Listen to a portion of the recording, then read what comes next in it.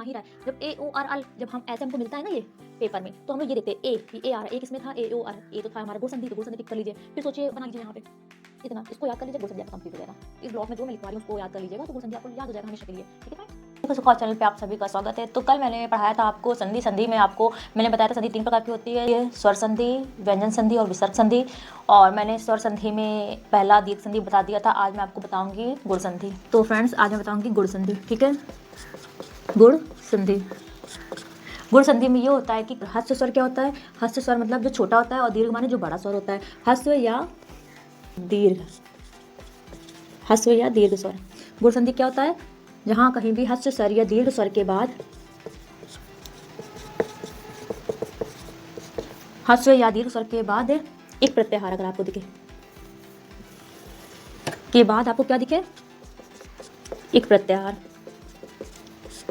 हस्व या दीर्घ स्वर के बाद अगर एक प्रत्याहार आएगा, एक प्रत्याहार में कौन कौन से प्रत्याहार होते हैं, कौन कौन से वर्ण होते हैं, ई ओ री ली, ई उ री आएगा, ई उ री ली, तो क्या बनेगा, ए ओ आर अल बन जाएगा, A O R Al, are और अल। ठीक है, मैंने क्या बताया गुण संधि में आपको कि हस्व या दीर्घ स्वर आने के बाद कोई भी एक प्रत्याहार आए, एक प्रत्याहार में जैसे ई उ री ली होता है, के बाद जो परिवर्तन होगा उसमें जो आएगा वर्ण वो आएगा ए ओ आर अल। एग्जाम्पल के थ्रू आप समझिए, जैसे मैंने लिया रमेशा, रमेशा है। अब रमेशा में देखिए दो इसको संधि विच्छेद करेंगे तो एक जगह आएगा रम, एक जगह आएगा रम, रम का आ जाएगा आ, और एक जगह यही, यही जोड़ेगा, यही इससे जोड़ेगा और यही इसको जोड़ेगा, तो ये ए रम आ इधर आ गया, ए तो ई यहाँ पे आ जाए ई। तो हस्व स्वर या दीर्घ स्वर, हस्व स्वर के बाद एक प्रत्याहार आता है तो किस में बदल जाता है, हस्व स्वर के बाद अगर एक प्रत्याहार आता है तो वो बदल जाता है ए में। ठीक है, तो ए में बदल गया। तो यही ये आ यहाँ पे अगर इसको अलग करते, राम रमेशा को अलग करते तो रम इधर आ जाता और ईशा इधर आ जाता, ऐसे बनता। ठीक है, रमेशा को अलग अलग अलग करते, संधि विच्छेद करते तो रम आता और ईशा आता।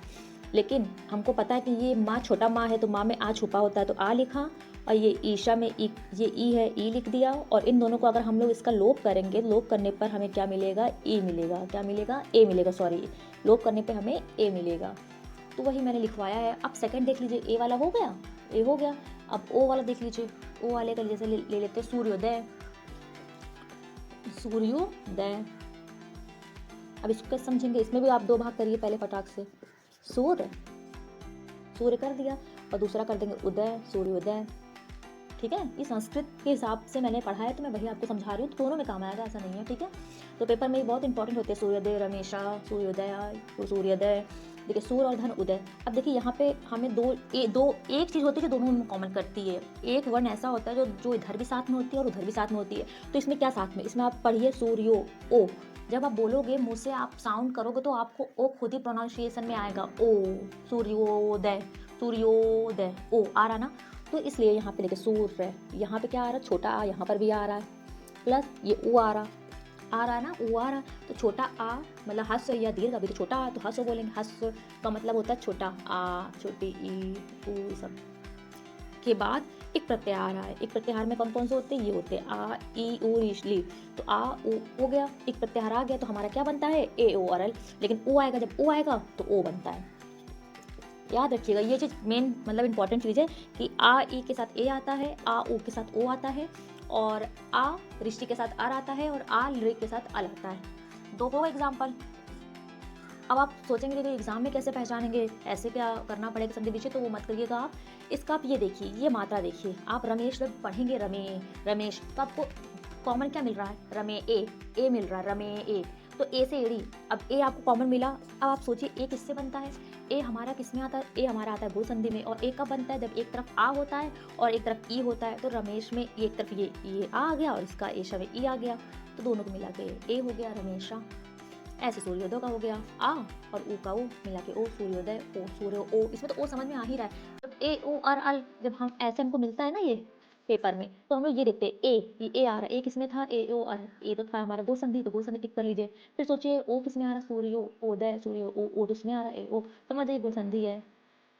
तो अर में आ जाएगा देवर्षि, देवर्षि। अब देखिए अब देवर्षि बोलिए, पहले देवर्षि का आप संधि विच्छेद का आ लिखा और इसमें ऋषि है, देव ऋषि होता है ना, देवर्षि मतलब देव ऋषि, तो इसका आ गया, इसका ऋषि आ गया, और दोनों को मिलाएंगे तो क्या आ जाता है, आर आ जाता है। आर आता है कि नहीं, आता है ना आर आर।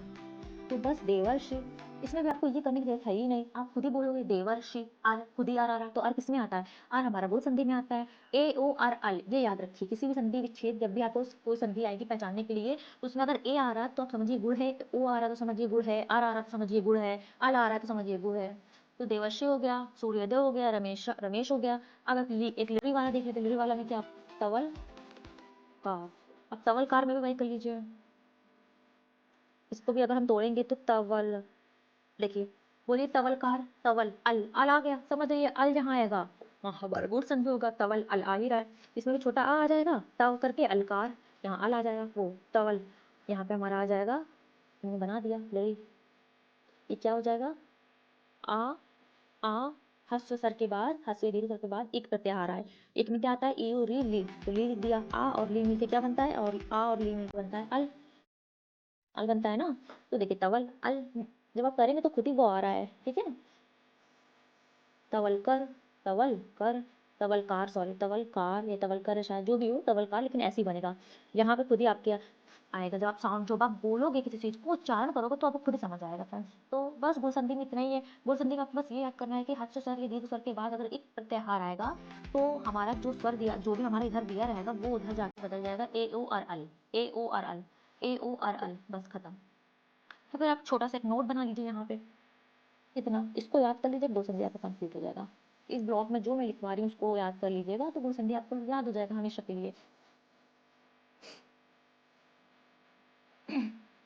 देखिए छोटा प्लस ई तो क्या बनता है, ए बनता है हमारा, फिर छोटा प्लस ई, ई ऊ बराबर ए, ओ बन जाएगा। छोटा आ प्लस ई ऊ री होता है इसमें, री, ये बन जाता है अर, और छोटा आ प्लस री, ये बन जाता है अल, बस। मतलब आपको ये 4 पॉइंट याद रखना है, ए ओ आर और L. Okay friends, I hope friends आपको ये समझ आया होगा। अगर आपको मेरे समझाने पे कुछ भी समझ आ रहा है तो प्लीज़ मेरे चैनल को सब्सक्राइब करिएगा, लाइक करिएगा, शेयर करिएगा, जिससे कि मैं और खूब सारी वीडियो बनाऊँ। और मैं ये चाहती हूँ कि आपको बहुत आसानी से आपको समझ आए जो भी मैं समझा रही हूँ। तो goodbye friends and best of luck.